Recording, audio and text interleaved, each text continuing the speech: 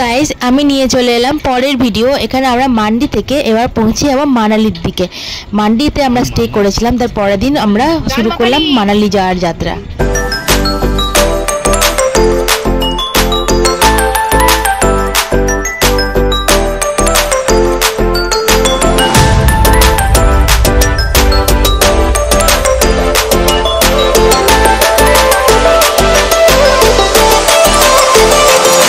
যে দেখো রাস্তা আর তার ধারে নদী, কত সুন্দর যে দৃশ্যটি।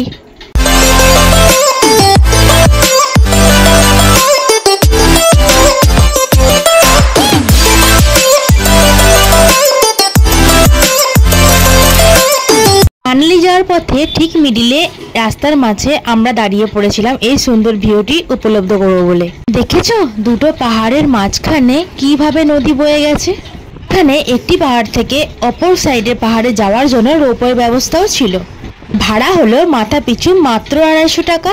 তোমরা যারা মানালি যাচ্ছ তারা অবশ্যই এই মিডিলের জায়গাটি উপলব্ধ করো। এই দেখো সেই রোপওয়ের লাইন, এখান থেকে হাজার হাজার মানুষ ওই সাইডে পাহাড়ে চলে যাচ্ছে। এখানে তোমরা একটি পাহাড় থেকে অন্য পাহাড়ে যাওয়ার জন্য এরকম সুন্দর সুন্দর টানেল দেখতে পাবে, বেশ বড় বড়।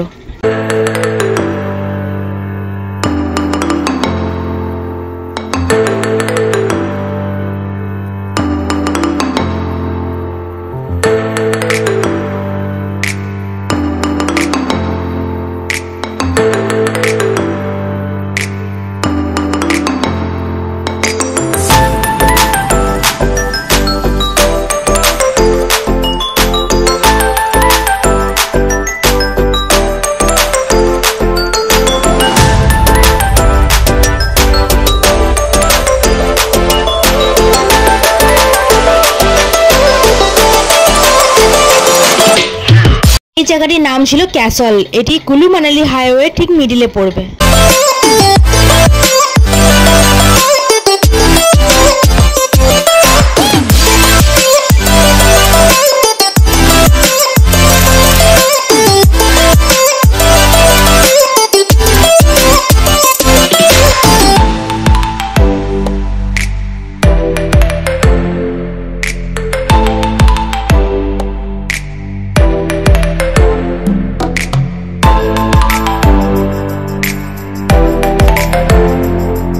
ফাইনালি আমরা পৌঁছে গেলাম মানালির আগে ক্যাসলে অবস্থিত এই মণিকারণে।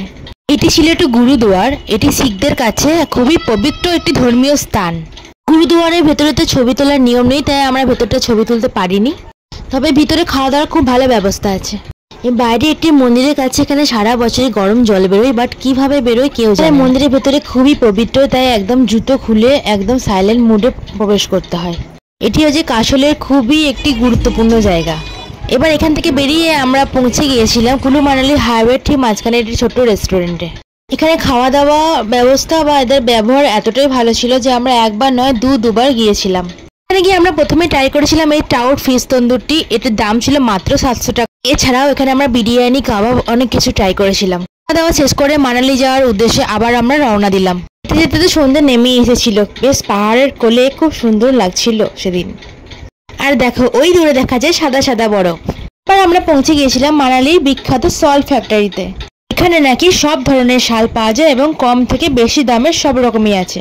এছাড়াও শাল কিভাবে বুনছে তা আপনাদের সামনেই ওরা দেখিয়ে দেবে।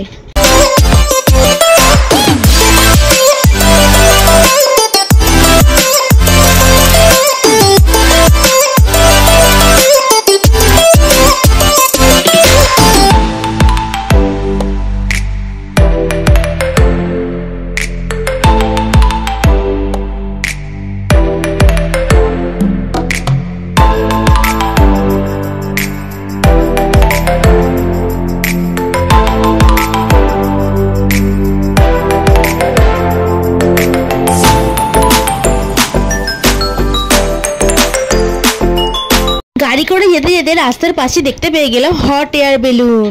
দেখে তো বেশ এক্সাইটেড হয়ে গিয়েছিলাম। তারপর ফাইনালি সন্ধ্যেবেলায় আমরা পৌঁছে গেলাম মানালিতে। আর এটি ছিল মানালির মল রোড। এখানে আপনারা সব রকম ধরনের বাজার পেয়ে যাবেন, সমস্ত কিছু এখানে পেয়ে যাবেন একদম হাতের মুঠোয়। তো আমরা হোটেল পৌঁছে চলে গেলাম মানালির মল রোডে শপিং করবো বলে। পরের দিন সকালেই আমরা বেরিয়ে পড়লাম মানালি থেকে আতাল টানেল যাওয়ার উদ্দেশ্যে। এখানে একদম আমরা ঘন বরফ পেয়ে যাবেন, এখানে পুরো পাহাড়ই একদম বরফে ঢেকে আছে।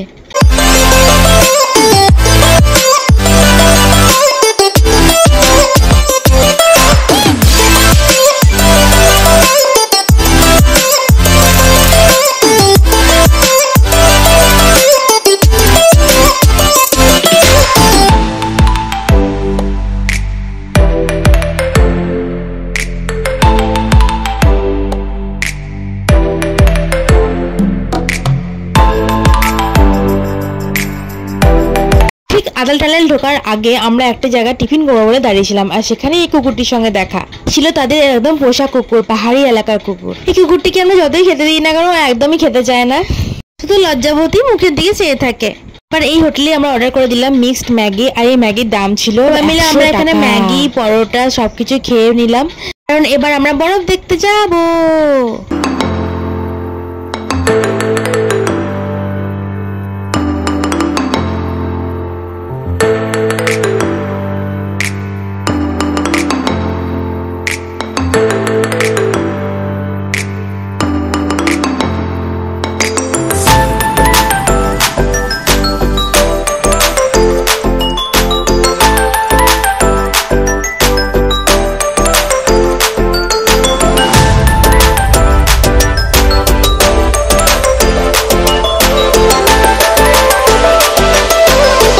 আমরা পৌঁছে গেলাম সেই আতাল টানেলে, মানালি রোহতাং পাস সাইডে আছে। এখান থেকে আপনারা পৌঁছে যাবেন বিভিন্ন জায়গাতে। এটি ছিল মানালির সব থেকে বড় টানেল, ছিল প্রায় 9 কিলোমিটারের রাস্তা এবং পুরোটাই সিসিটিভি ক্যামেরায় লাগানোর মধ্যে। আপনারা বিএসএনএল ছাড়া অন্য কোনো সিমের টাওয়ার খুব কমই পাবেন। এটি একটি বড় টানেল যেখান থেকে লাদাখ থেকে চীন আপনারা সব জায়গায় যেতে পারবেন। ঠিক এত বড় টানেলটা ক্রস করিয়ে আমরা পৌঁছে গেছিলাম সেই বরফের দেশে। আমরা শিশুও পৌঁছে যেতে পারবেন এবং সেখানে পেয়ে যাবেন খুব বড় একটি লেক। আতাল টানেল পেরিয়ে ঠিক সেই জায়গায় পৌঁছে গিয়েছিলাম ফাইনালি। সঙ্গে ছিল দাদা, বৌদি ও আরো অনেকে। আর সেখানে গিয়ে ফার্স্ট টাইম বরফ দেখার মজাটা ঠিক আলাদা রকমই ছিল, আর আমরা সবাই মিলে তো ভীষণ এনজয় করেছি। আর সেখানেই তার পাশে ছিল সুন্দর একটি ক্যাফে। বরফে এতটাই আমরা কনকন করছিলাম যে সেখানে গিয়ে আমরা এক কাপ করে চাও খেয়ে নিলাম। তোমরা কারা কারা এই জায়গায় ঘুরেছো তারা অবশ্যই কমেন্ট করো। আমি তো ফার্স্ট টাইম গিয়ে এতটা এক্সাইটেড ছিলাম, তো আমি পাগলই হয়ে গিয়েছিলাম। তো আমি শাড়িও নিয়ে গেছিলাম ওখানে শ্যুট করবো বলে। তো বরফে কারা কারা শাড়ি পরে ডান্স করেছে অবশ্যই জানিও। এই এলাকার মোমো খেতে কার কার ভালো লাগে তা তো জানিও, আমার তো ভীষণ প্রিয়।